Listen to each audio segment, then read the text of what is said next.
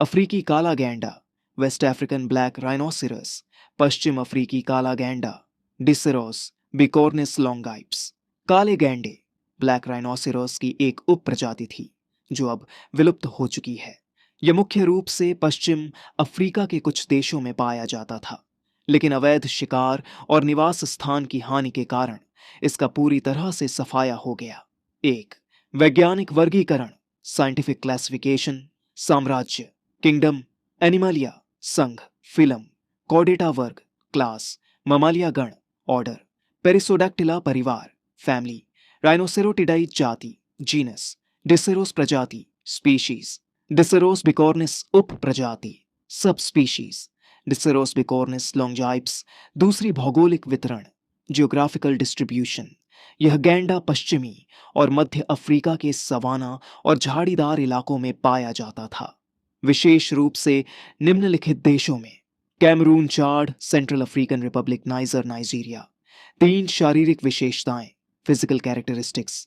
पश्चिम अफ्रीकी काले गैंडे की लंबाई लगभग 3 से 3.75 मीटर, 9.8 से 12.3 फीट तक होती थी।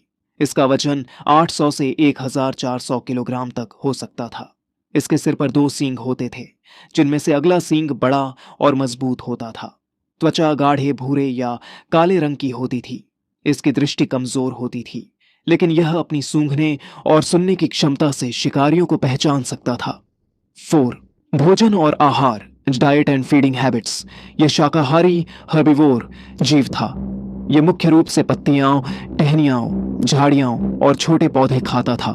इसकी होठों की बनावट इस प्रकार थी कि यह झाड़ियों से पत्तियां तोड़कर खा सकता था।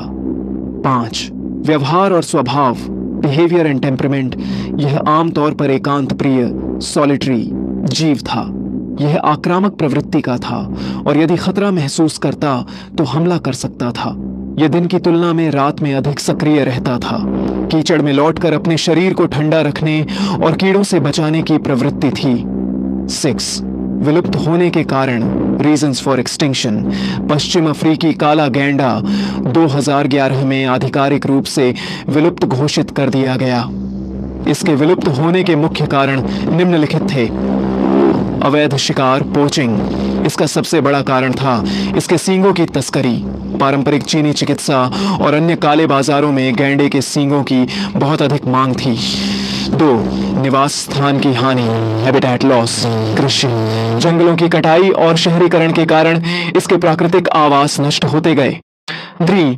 संरक्षण की कमी, लैक ऑफ कंजर्वेशन एफर्ट्स। उचित सुरक्षा उपायों की कमी और अवैध शिकार पर प्रभावी रोकथाम न होने के कारण इनकी संख्या लगातार घटती गई। 7. संरक्षण और अंतिम गैंडे की खोज, कंजर्वेशन एंड लास्ट साइटिंग। 20वीं सदी के मध्य तक इसकी संख्या काफी कम हो चुकी थी। 2000 के दशक में इसे बचाने के प्रयास किए गए, लेकिन तब तक बहुत देर हो चुकी थी। 2006 में कैमरून में आखिरी बार इसे देखा गया था। 2011 में IUCN, international union for conservation of nature, ने इसे आधिकारिक रूप से विलुप्त घोषित कर दिया। 8. निष्कर्ष, कंक्लूजन। पश्चिम अफ्रीकी काले गैंडे का विलुप्त होना एक दुखद उदाहरण है कि किस प्रकार मानवीय गतिविधियां और अवैध शिकार किसी प्रजाति को पूरी तरह से समाप्त कर सकते हैं।